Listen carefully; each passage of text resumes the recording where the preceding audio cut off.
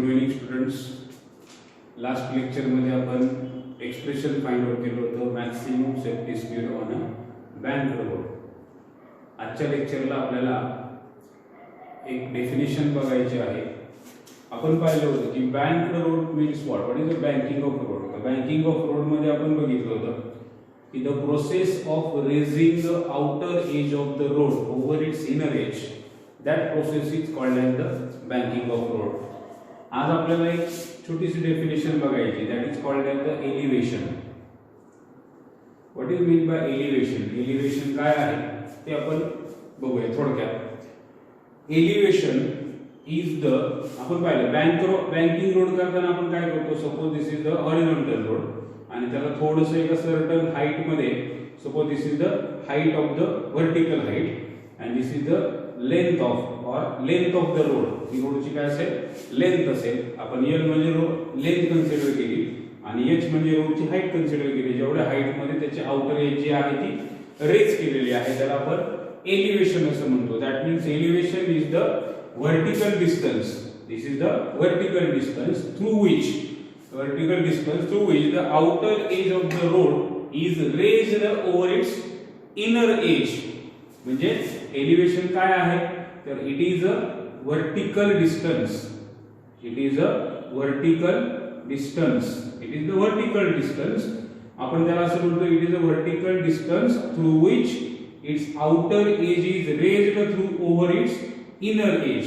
म्हणजे ही वर्टिकल आहे, जेवढ्या हाईट मध्ये त्याची आउटर साइड इनर पेक्षा हाईट मध्ये घेतली जाते त्या वर्टिकल डिस्टन्सला आपण काय म्हणत असतो तर एलिव्हेशन असं म्हटलं जातं. It is a vertical distance through which it's outer age raised over its inner edge. रोडची इनर एज पेक्षा आउटर एज थोडीशी रेज केली जाते आणि जेवढ्या वर्टिकल डिस्टन्स मध्ये ती रेज केली जाते त्या वर्टिकल डिस्टन्सला आपण त्याचं एलिव्हेशन असं म्हणतो. आता हे एलिव्हेशन कसं फाइंड आउट केलं जातं? सपोज मी कन्सिडर केलं की एच एवढ्या हाईट वरती घेतलं, हे एल असेल. यूज द, आता एक तुम्हाला राईट अँगल ट्रायंगल दिसतो, सिंपल आहे, साइन थीटा यूज करा. तर sin theta is equal to मिळेल तुम्हाला opposite upon hypotenuse h upon l. l म्हणजे काय तर l ला आपण कन्सिडर करतो विड्थ ऑफ रोड. आता कधी कधी तुम्हाला रेल ट्रॅक बँककडे गेलेला असं, रेल्वेचा जो ट्रॅक असतो का नाही तो बँककडे गेला आहे असं जर सांगितलं असेल तर मग l म्हणजे त्या दोन रेल ट्रॅक मधलं डिस्टन्स सुद्धा आपण कन्सिडर करतो. म्हणजे l म्हणजे विड्थ ऑफ रोड पण असेल किंवा distance between two rail tracks मधलं आपण ते डिस्टन्स सुद्धा कन्सिडर करू शकतो. आता इथं बघा sin theta is equal to h upon l मिळाला आपल्याला आणि याच्यामध्ये h बरोबर मिळतं आपल्याला l इंटू sin थीटा. पण तुम्ही जर परत बँकिंग ऑफ रोडचं एक्सप्रेशन जर बघितलं तर sin theta is equal to आपल्याला v स्क्वेअर अपॉन rg मिळतो आणि मग त्याच्यावरून आपल्याला इक्वेशन मिळतं l equal to l into v square upon rg, कारण की sin theta is equal to आपल्याला v स्क्वेअर अपॉन rg मिळतो. तर अशा पद्धतीने आपण हे एलिव्हेशन साठीचा फॉर्म्युला तयार करू शकतो. h equal to l into v square upon rg. v म्हणजे speed of the vehicle on bank road, r म्हणजे radius of the curved road, g means acceleration due to gravity and l is the width of the road. ही l म्हणजे त्या रोडची width असते. Width कशी तुम्हाला असं वाटेल एल म्हणजे आरच असतो असं नाही. इमॅजिन करा असा खूप वळणाचा रस्ता आहे, असा मोठा टर्न आहे, तर एवढा रोड नसतो, रोडची विड्थ थोडीशीच असते अशी एवढी मधली. रेडियस तर आपण सेंटर ऑफ पाथ इथून कन्सिडर करणार, पण हीच एवढी रेडियस असते रोडची. तर एल म्हणजे आपण त्याला width of the road consider करतो or distance between the two rail tracks. आणि अशा पद्धतीने आपण एलिव्हेशन जे आहे ते आपण फाइंड आउट करू शकतो. So it is the vertical distance through which its outer edge raised over its inner edge. रोडची outer edge inner edge पेक्षा रेज्ड केली जाते आणि ती जेवढ्या वर्टिकल डिस्टन्स मध्ये रेज्ड केली जाते त्या वर्टिकल डिस्टन्सला त्याचं एलिव्हेशन असं म्हटलं जातं. डायग्राम वरून लक्षात येईल तुमच्या एलिव्हेशन म्हणजे मला h काढायचा तर sine theta is equal to h upon l असतं. त्याच्यावर h इज इक्वल टू मिळणार l इंटू साइन थिटा आणि h is equal to l into v square upon rg. But sine theta is equal to v square upon rg असतं. त्यामुळे h ची किंमत आपल्याला formula मिळतो. So h is called as the elevation. तुम्हाला problem मध्ये sometimes elevation find out करायला लावलं जातं. What is the elevation of the road? r दिला जाईल, g दिला जाईल, v दिला जाईल, l दिला जाईल आणि तुम्हाला एलिव्हेशन फाइंड आउट करायला लावतात. तर अशा पद्धतीने आपण हे जे एलिव्हेशन ऑफ द रोड आहे बँक रोड ते फाइंड आउट करू शकतो. नाउ अप टू दिस या आर्टिकल पर्यंत आपला बँकिंग ऑफ रोडचा जो आहे तो पार्ट कंप्लीट झालेला आहे. मी तुम्हाला सिक्वेन्शियली आपण काय काय पाहिलं बँकिंग ऑफ रोड मध्ये. सगळ्यात फर्स्ट आपण बघितलं what is the necessity of banking of road. त्यानंतर बँकिंग ऑफ रोडची डेफिनेशन आपण बघितली. The process of raising the outer edge of the road over its inner age, this process is called as the banking of road. त्यानंतर angle of बँकिंगची definition आपण पाहिली आणि त्यानंतर बँकिंग ऑफ रोड केल्यानंतर त्या बँक्ड रोडवरती 3 प्रकारचे स्पीडचे एक्सप्रेशन्स आपण फाइंड आउट केले. त्यामध्ये आपण पहिलं बघितलं होतं most safety speed on a banked road, त्यानंतर maximum safety speed on a banked road आणि minimum safety speed on a banked road. अशी 3 एक्सप्रेशन्स आपण फाइंड आउट केली आणि लास्टला आपण आजच्या लेक्चर मध्ये आपण बघितलं व्हॉट इज द एलिव्हेशन आणि एलिव्हेशन साठीचा फॉर्म्युला आपण या ठिकाणी जो आहे फाइंड आउट केलेला आहे. तर अशा पद्धतीने सर्क्युलर मोशन मधला ऍप्लिकेशन्स ऑफ यूसीएम मध्ये 3 पार्ट आपण बघत होतो. पहिला आपण बघितलं होतं horizontal maximum speed on horizontal curved road. दुसरा आपण वेल ऑफ डेथ बघितलं होतं. प्रत्येक व्हिडिओ मी केलेला आहे तुम्ही बघा. त्याच्यानंतर आपण बँकिंग ऑफ रोड कडे आलो आणि या आर्टिकल नंतर बँकिंग ऑफ रोडचा जो पार्ट आहे तो कंप्लीट झालेला आहे. नाउ आता आपल्याला नेक्स्ट जो पार्ट जो बघायचा आहे सर्क्युलर मोशनचाच एक पार्ट आहे तो आपण आजच्या लेक्चरला बघणार आहोत. त्यामध्ये आपल्याला पाहायचंय एक नवीन कॉन्सेप्ट. सर्क्युलर मोशन जे आहे मी शिकवताना तुम्हाला मागे सांगितलेलं आहे की there are different types of circular motion. वेगवेगळ्या प्रकारच्या सर्क्युलर मोशन असतात. त्यामध्ये आपण तुम्हाला मी 2 कॉन्सेप्ट सांगितले. एक असते आपण असं म्हणतो horizontal circular motion and vertical circular motion. Horizontal circular motion म्हणजे काय? तुम्हाला मी नेहमी उदाहरण देतो. जत्रेमध्ये गेल्यानंतर 2 प्रकारचे पाळणे असतात. एक पाळणा जो असतो तो असा फिरणारा असतो, तुम्ही जत्रेमध्ये बघितला असेल, आणि एक पाळणा जो असतो तो उभा फिरणारा असतो. हा जो पाळणा आहे असा उभा फिरतो that motion is called as the vertical circular motion. आणि जो आडवा फिरत असतो त्याचा प्लेन अर्थ सरफेसला पॅरलल असतो त्या मोशनला हॉरिझॉन्टल सर्क्युलर मोशन म्हटलं जातं. म्हणजे ही जी मोशन आहे this is called as the horizontal circular motion आणि ही जी आहे this is called as the vertical circular motion. आणि या दोन्ही मोशन आपल्याला आता शिकायचं आहे. हॉरिझॉन्टल सर्क्युलर मोशन आणि व्हर्टिकल सर्क्युलर मोशन. मग आता सर्क्युलर मोशनचे जर हे 2 टाइप्स असतील तर यामध्ये आपल्याला पहिले जे आहे ते शिकायचं आहे हॉरिझॉन्टल सर्क्युलर मोशन कशाला असते आणि त्याचं एक एक्झाम्पल आपल्या पुस्तकामध्ये दिलेलं आहे ते आपण शिकणार आहोत. त्यामध्ये एक एक्झाम्पल जे आहे ते आपल्याला बघायचं आहे ते म्हणजे कोनिकल पेंडुलम. आजच्या लेक्चर मध्ये आपल्याला पाहायचंय कोनिकल पेंडुलम काय आहे आणि त्या कोनिकल पेंडुलमची काही इक्वेशन्स आपण आजच्या लेक्चर मध्ये फाइंड आउट करणार आहोत. आता कोनिकल पेंडुलम कडे जाण्याच्या आधी सगळ्यात पहिलं what is a pendulum. Pendulum म्हणजे काय ते आपण बघूया. आपण जर कुठलंही एक स्ट्रिंग घेतली, सपोज मी एक स्ट्रिंग घेतली आणि या स्ट्रिंगला मी एक हेवी मास अटॅच केलं. या हेवी मासला समजा मी बॉब असं म्हणतो.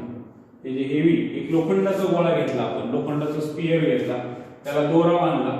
असा दोरा इनएक्सटेन्सिबल स्ट्रिंग, मास त्याचं खूप कमी असेल, अशा स्ट्रिंगला जर मी एका फिक्स सपोर्टला अटॅच केलं आणि मी याला असं हातामध्ये पकडलं सोडून दिलं तो असे मोशन करतो, त्याला पेंडुलम असं म्हटलं जातं. आता पेंडुलम मध्ये कसं आहे तो व्हर्टिकल एकाच प्लेन मध्ये मोशन करतो, व्हर्टिकल प्लेन मध्ये मोशन करतो म्हणून याला सिंपल पेंडुलम म्हणायचं. That means what is pendulum? when a tiny mass is connected to the inextensible string and it is fixed at some point and when it oscillates, तो असं oscillate व्हायला लागतो, त्या सिस्टीमला पेंड्युलम असं म्हटलं जातं. त्या सिस्टीमला आपण पेंड्युलम असं म्हणतो. पण हा जो पेंड्युलम आहे तो pendulum it make oscillation in a single vertical plane, एका सिंगल व्हर्टिकल प्लेन मध्ये तो असे ऑसिलेशन्स करत असतो आणि म्हणून त्याला सिंपल पेंड्युलम असं म्हटलं जातं. त्याला कुठला पेंड्युलम म्हणतात? Simple pendulum. That means when a heavy mass is attached to a string and it oscillates in a one single vertical plane. तो heavy mass एका सिंगल वर्टिकल प्लेन मध्ये जर असा ऑसिलेट होत असेल तर त्या सिस्टीमला सिंपल पेंड्युलम असं म्हटलं जातं. मराठीमध्ये त्याला दोलक असं म्हणतात. तुम्ही जर एखादं घड्याळ बघितलं असेल दोलकाचं, त्याचा दोलक असं कंटिन्यू फिरत असतो, तर that is called as the simple pendulum. त्याला आपण सिंपल पेंड्युलम असं म्हणतो. पण आपल्याला सिंपल पेंड्युलमचाच एक भाग बघायचा आहे. सिंपल पेंड्युलमचाच एक प्रकार आहे, त्याला म्हटलं जातं कोनिकल पेंड्युलम. आता हा कोनिकल पेंड्युलम काय असतो? याच्या नावातच आहे. तुम्ही जर बघितलं तर कोनिकल पेंड्युलम याच्यामध्ये एक शब्द येतो कोन. कोन पासून तयार झालेला आहे कोनिकल पेंड्युलम. आता कोनिकल पेंड्युलम काय असतो? Conical pendulum is a simple pendulum. Conical pendulum हा सिंपल पेंड्युलमचाच एक प्रकार असतो. तो त्याला सुद्धा ऑसिलेशन्स असतात. But which is simple pendulum which is given such a motion that त्याला अशी मोशन दिलेली असते. आता बघा, समजा मी हा एक हेवी मास घेतला आणि त्याला इथं फिक्स केलं. सिंपल पेंड्युलमचाच हा एक प्रकार आहे. तर याचा जो बॉब आहे तो अशा पद्धतीने फिरतो. म्हणजे तुम्ही जर बघितलं तो जर असा फिरायला लागला तर त्याचा जो स्ट्रिंग असेल, समजा तो बॉब इथं आला, त्यानंतर मी इथं आला, तर तुमच्या लक्षात येईल त्याचा जो बॉब आहे तो असा हॉरिझॉन्टल सर्कल मध्ये फिरतो. त्याचा जो बॉब आहे तो हॉरिझॉन्टल सर्कल मध्ये फिरतो. म्हणजे एखादं हेवी मास मी घेतलं आणि त्याला मी असं फिरवलं तर त्याची जी मोशन असेल ती हॉरिझॉन्टल सर्क्युलर मोशन असेल.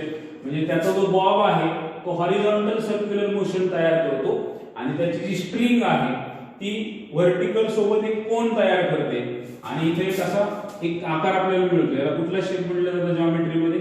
कोन. आणि म्हणून या पेंड्युलमला नाव दिलेलं आहे conical pendulum. That means conical pendulum is a simple pendulum which is given such a motion that bob describes a horizontal circle. त्याचा जो बॉब आहे तो असा हॉरिझॉन्टल सर्कल डिस्क्राइब करतो and string describes a cone with a vertical line. त्याची जी string आहे ती vertical line सोबत कोन सारखा आकार तयार करते आणि म्हणून या पेंड्युलमला आपण कोनिकल पेंड्युलम असं म्हटलं जातं. म्हणजे तुम्हाला थोडक्यात सांगायचं काय तर कोनिकल पेंड्युलम हा सिंपल पेंड्युलमचाच एक प्रकार आहे. फक्त यात फरक काय आहे तर सिंपल पेंड्युलम असा एकाच व्हर्टिकल सिंगल प्लेन मध्ये ऑसिलेट होत राहतो. तर हा जो कोनिकल पेंड्युलम आहे त्याचा जो हेवी मास असतो, त्याचा जो बॉब असतो, तो बॉब जो आहे तो हॉरिझॉन्टल सर्कल तयार करतो आणि त्याची जी स्ट्रिंग असते ती स्ट्रिंग त्या ठिकाणी व्हर्टिकल सोबत एक कोन तयार करते आणि म्हणून त्या पेंड्युलमला आपण कोनिकल पेंड्युलम असं म्हणतो. आता परीक्षेत आपल्याला प्रश्न काय असतो या कोनिकल पेंड्युलमवर? आता तुम्ही विचार करा, जर याचा बॉब हॉरिझॉन्टल सर्कल तयार करत असेल, हॉरिझॉन्टल सर्क्युलर मोशन असेल, तर it has the period. What is the periodic time? आपण सर्क्युलर मोशन शिकताना शिकलोय की periodic time means what? When the particle performing circular motion it takes some time to complete a one revolution or one circle. एक सर्कल कंप्लीट करण्यासाठी किंवा एक रिव्होल्यूशन कंप्लीट करण्यासाठी त्यातला जो पार्टिकल असतो जो की सर्क्युलर मोशन मध्ये आहे, it that particle takes some time and that time is called as the periodic time. That means time taken by the particle to complete a one revolution which is performing circular motion. जो particle circular motion perform करतो आणि circular motion perform करत असताना त्या पार्टिकलने घेतलेला time एक revolution पूर्ण करण्यासाठी त्याला आपण त्याचा पिरियोडिक टाइम असं म्हणतो. मग इथं कोनिकल पेंड्युलम जर आपण बघितला तर त्याचा जो बॉब आहे तो हॉरिझॉन्टल सर्कल करतोय आणि याचा अर्थ हॉरिझॉन्टल सर्कल तयार करतोय म्हणजे त्याला काहीतरी पिरियोडिक टाइम लागत असेल एक सर्कल पूर्ण करण्यासाठी आणि त्याचं एक्सप्रेशन आपण या लेक्चर मध्ये फाइंड आउट करणार आहोत. तुम्हाला परीक्षेला प्रश्न असतो derive an expression for the periodic time of conical pendulum. Conical पेंड्युलमचा जो बॉब आहे त्याचा आपल्याला पिरियडिक टाइम साठीचे एक्सप्रेशन आपल्याला फाइंड आउट करायचं आहे. त्यासाठी आपण डायग्राम बघूया. डायग्राम आणि त्याच्यावरून आपल्याला लक्षात येईल. आता कोनिकल पेंड्युलमची जर डायग्राम आपण बघितली तर मी तुम्हाला सांगितल्याप्रमाणे इथे स्प्रिंग आहे. त्या स्प्रिंगला ही स्प्रिंग जी आहे अशी फिरत असेल, हा बॉब आहे, तो समजा असं हॉरिझॉन्टल सर्क्युलर मोशन जे आहे ते आपण कन्सिडर करूया. त्यानंतर suppose this is the radius of that horizontal circular motion. Suppose this is the vertical height of the spring, this is the length of the spring. आता याच्यामध्ये असं आहे पहा की जर हा सिंपल पेंड्युलमच्या काही पोझिशन आपण कन्सिडर करणार आहोत. सपोज मी कन्सिडर केलं दिस इज द ए पोझिशन, इथं स्प्रिंग, इथं बी पोझिशन आणि ही पोझिशन बी असेल फिरताना, सी म्हणजे सेंटर कन्सिडर केला. नाव आपण डायग्रामला कशा पद्धतीने बनवणार आहोत ते बघूया. मी तुम्हाला सांगतो ज्यावेळेस बॉब जो आहे हॉरिझॉन्टल सर्कल मध्ये फिरतो म्हणजे त्याची मोशन जी आहे ती सर्क्युलर मोशन झाली आणि सर्क्युलर मोशन मध्ये जर तो बॉब फिरत असेल तर त्या ठिकाणी त्याला सेंट्रिपिटल फोर्स गरजेचा असतो. आता हा सेंट्रिपिटल फोर्स कोण प्रोव्हाइड करतं तर टेन्शन इन द स्प्रिंग, त्या दोऱ्यामध्ये असणारा जो काही ताण आहे तो ताण त्या ठिकाणी सेंट्रिपिटल फोर्स प्रोव्हाइड करतो आणि हा सेंट्रिपिटल फोर्स कोण प्रोव्हाइड करतं टेन्शन इन द स्प्रिंग. आता इमॅजिन करा इथं थीटा केलाय समजा अँगल, व्हर्टिकल सोबत कोण तयार करतो आपण म्हणजे अँगल थीटा.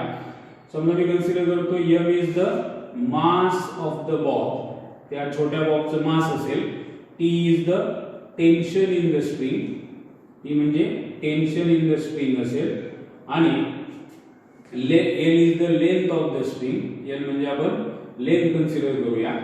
आता हे जे टेन्शन आहे हे पोझिशन नुसार थोडं बदलत जातं, त्यामुळे टेन्शनला दोन कंपोनेंट मध्ये रिझॉल्व केलं जातं. एक असतो vertical that is the t cos theta आणि एक असतो horizontal that is the t sin theta, he r radius असेल आणि डाऊनवर्ड डायरेक्शन मध्ये काम करतं वेट mg. आता बघा ही व्हर्टिकल लाईन आणि ही व्हर्टिकल लाईन, हा थीटा असेल तर हा पण अँगल थीटा असला पाहिजे. तुम्हाला मी नेहमी सांगितलं होतं जर आपण एखाद्या कंपोनेंटला रिझॉल्व केलं तर ऍडजस्टंट कंपोनेंट नेहमी cos थीटा असतो आणि त्याला परपेंडिक्युलर असणारा कंपोनेंट हा sin थीटा असतो. तुम्ही जर इथे बघितलं तर या बॉबवरती दोन फोर्सेस काम करतायत. एक म्हणजे टेन्शन इन द स्प्रिंग आणि दुसरं जे आहे T ते म्हणजे weight of the bob, weight of the bob that is called as the mg. आता पुस्तकामध्ये दोन डायग्राम दिले आहेत. एका डायग्रामला म्हणलं इनर्शियल फ्रेम आणि एक आहे नॉन इनर्शियल फ्रेम. फरक काय सांगतो? इनर्शियल फ्रेमचा अर्थ काय? ज्या फ्रेम मध्ये न्यूटन्स लॉ ओबे केले जातात त्याला इनर्शियल फ्रेम ऑफ रेफरन्स म्हटलं जातं. तुम्ही जर दोन्ही पुस्तकातले डायग्राम बघितले तर एक थोडंसं ऑब्झर्वेशन करा. एका डायग्राम मध्ये जी non inertial frame of reference आहे त्याच्यात असा एक फोर्स दाखवलाय, त्याला म्हणलं mr omega square. mr omega square म्हणजे सेंट्रिपिटल फोर्सचा अपोजिट फोर्स, त्याला म्हटलं जातं सेंट्रीफ्युगल फोर्स. मग सेंट्रीफ्युगल फोर्स जो आहे तो इमॅजिनरी फोर्स आहे आणि imaginary force always works in a non inertial frame of reference. मग दोन डायग्राममधला फरक काय आहे? फक्त non inertial frame of reference मध्ये दाखवलेल्या त्या बॉबवरती सेंट्रीफ्युगल फोर्स काम करतो आणि तुम्हाला माहिती आहे सेंट्रीफ्युगल फोर्स कुठल्या डायरेक्शन मध्ये काम करतो? It is always directed away from the centre. त्याच्यामुळे तुम्ही जर नॉन इनर्शियल फ्रेम ऑफ रेफरन्सची डायग्राम बघितली तर त्यामध्ये mr ओमेगा स्क्वेअर ह्या डायरेक्शन मध्ये दाखवलेला आहे आणि तुम्ही जर इनर्शियल फ्रेम ऑफ रेफरन्सची डायग्राम बघितली तर त्यामध्ये हा कंपोनेंट दाखवलेला नाहीये. फक्त एवढाच फरक आहे. दोन्ही डायग्रामचा तुम्ही अभ्यास करा. आपल्याला ही डायग्राम कन्सिडर करून कोनिकल पेंड्युलम साठीच्या पिरियड्स एक्सप्रेशन काढायचं आहे. डायग्रामचं एक्सप्रेशन खूप सोपं आहे. Consider a Bob of mass m is attached to a string of length L and performing a horizontal circular motion. That system is called as the conical pendulum. Consider T is the tension in the string and there are two forces acting on the string, that is tension in the string T and weight of the bob mg. आणि मग tension जर दोन component मध्ये resolve होत असेल तर vertical component आहे T cos theta आणि हॉरिझॉन्टल कॉम्पोनंट आहे टी साइन थिटा, असे दोन कॉम्पोनंट आहेत. मग आता तुम्हाला आपले इक्वेशन फाइंड आउट करायचं periodic time of the conical pendulum. Let us see how to derive the expression for periodic time. Now consider, नेहमीप्रमाणे आपण बॅलन्सिंग इक्वेशन कन्सिडर करणार आहोत. तुमच्या लक्षात येईल आता इथं बघा टी कॉस थिटाला कोण बॅलन्स करतं, ते mg बॅलन्स करते. त्यामुळे पहिले equation T cos theta is equal to mg, first equation. आणि टी साइन थिटा जर तुम्ही बघितला तर सेंटर कडे आहे, त्यामुळे टी साइन थिटा बरोबर येणार कुठला force, centripetal force mv²/r. See very easy, divide second by first, divide second by first. Second इक्वेशनला फर्स्ट इक्वेशनने डिवाइड केलं तर T sine theta upon T cos theta is equal to mv²/r upon mg. m get cancel, t get cancel. Equation राहणार आहे tan theta is equal to v²/rg. याच्यावरून v² is equal to rg tan theta. v² चे equation मिळणार आपल्याला rg tan theta. याच्यावरून v बरोबर काय मिळेल, root of rg tan theta. Consider equation number 3. आपण इक्वेशन नंबर 3 कन्सिडर करूया. नाउ आपण पाहिलं होतं पिरियोडिक टाइमची डेफिनेशन. काय असतं periodic time, time taken by this bob to complete one revolution. एक रिव्होल्यूशन पूर्ण करण्यासाठी या बॉबने घेतलेला टाइम म्हणजे त्याचा पिरियोडिक टाइम असतो. आणि टाइम म्हटलं की काय असतं, डिस्टन्स अपॉन स्पीड. आपण बघितलंय जर समजा या बॉबने एक सर्कल पूर्ण केलं तर त्याचा टोटल डिस्टन्स किती झालं 2πr आणि त्याचा स्पीड किती आहे v. तर मी लिहू शकतो इक्वेशन पहा t equal to 2πr upon v. बघा लक्षात येते का, आपण डेफिनेशन पण बघितली पिरियोडिक टाइमची. हे इक्वेशन मी इथे यूज करतो. Suppose fourth equation from third and fourth equation काय मिळते बघा, t equal to 2πr upon root of rg tan theta. आता इथे मी थोडंसं कॅल्क्युलेशन करतो. मला r जर स्क्वेअर रूट मध्ये न्यायचा असेल तर तो स्क्वेअर करून न्यावा लागेल. मी असे लिहितो t equal to 2π under square root r² upon rg tan theta. बघा लक्षात आलं का तुमच्या. मला जर r ला आतमध्ये न्यायचं असेल स्क्वेअर रूट मध्ये तर त्याचा स्क्वेअर करून न्यावा लागतो. म्हणून मी त्याला r² ला स्क्वेअर रूट मध्ये घेऊन गेलो, 2π असाच ठेवला. r कॅन्सल होईल, शिल्लक काय राहील t equal to 2π under square root r upon g tan theta. समजा हे इक्वेशन आपल्याला t साठी जमलं. Now see from figure now see angle triangle ABC triangle consider करा. तुम्ही बघितलं इथं थीटा दिसतोय तुम्हाला, इथं राईट अँगल आहे. ABC ही लेंथ l आहे. Use a trigonometric function sin theta from figure. What is sin theta? sin theta is equal to काय असतं तर अपोजिट अपॉन हायपोटेनियस. तर याच्या थीटाची अपोजिट साइड किती येते रेडियस r आणि हायपोटेनियस किती येतं लेंथ ऑफ द स्ट्रिंग. याच्यावरून तुम्हाला मिळतं पहा हे l आहे तुमचं. तर तुम्हाला इक्वेशन मिळेल theta sin theta is equal to हा थीटा त्याच्या अपोजिट रेडियस आणि ही length. sin theta is equal to काय मिळतं तुम्हाला r अपॉन l. त्याच्यावरून r बरोबर मिळतं l sin थीटा. आता मी ही जी r ची किंमत आहे ती या इक्वेशन मध्ये ठेवतो. इथं रोज बघा हे इक्वेशन मी इथे ठेवलं तर t इक्वल टू मिळणार 2π under square root l sin theta upon g tan theta.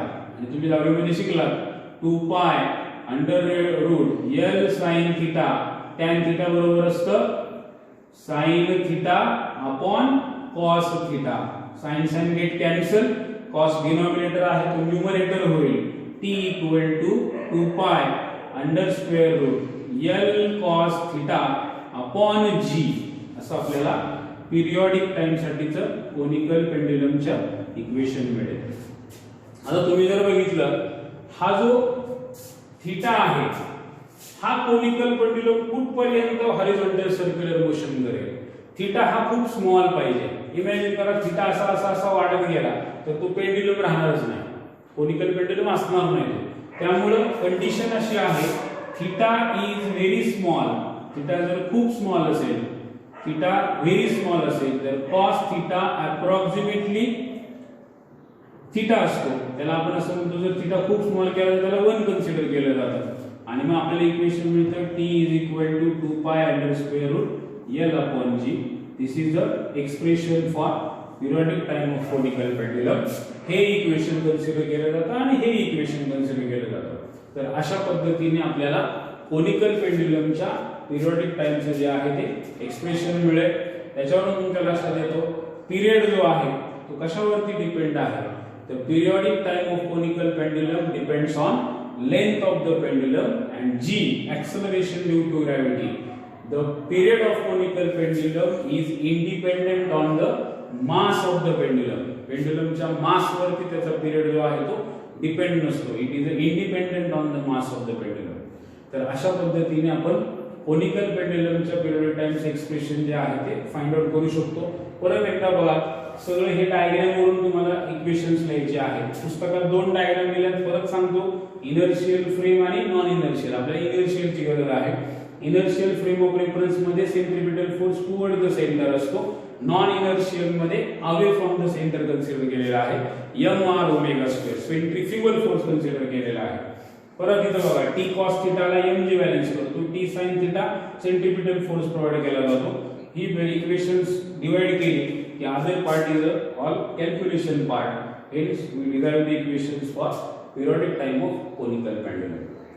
तर अशा पद्धतीने आपण परीक्षेत तुम्हाला प्रश्न विचारला जातो derive the expression for periodic time of conical pendulum. तर ते आपण जे आहे ते अशा पद्धतीने आपण फाइंड आउट करू शकतो. ठीक आहे. तर बाकीचं आपण पुढच्या लेक्चरमध्ये बघू.